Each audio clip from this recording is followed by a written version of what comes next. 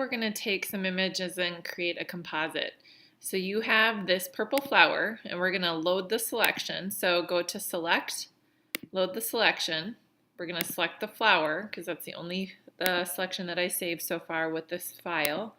Say OK, and it creates the selection. If you need to make any refinements to it, you can. And then we have created this blank document, and we have opened or downloaded and opened this clouds file. So we're going to pull all these into this practice file. So what I'm going to do is I'm going to pull this tab down, the purple flower, so I can see this file next to the other file. I can always put it back up in the tab. I just drag it up and then it kind of organizes them that way, but this only allows you to see one at a time. So, I'm going to pull that down, and then the move tool is the arrow tool in the tool palette. And you can just take this selection and move it around. We're just going to move it or drag it over to the new document. And notice that it brought over just my selection.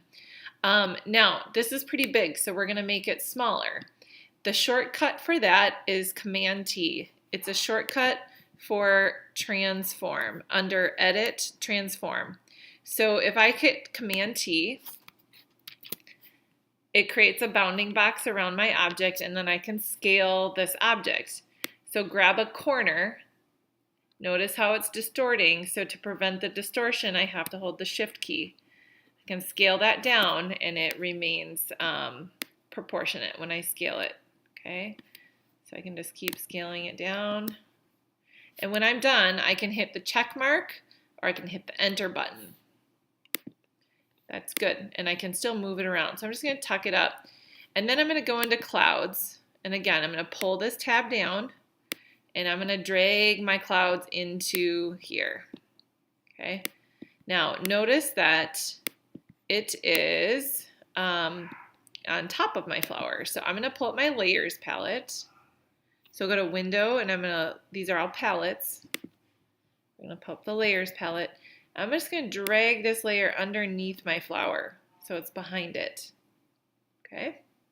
And that's it. That's how you start pulling images together.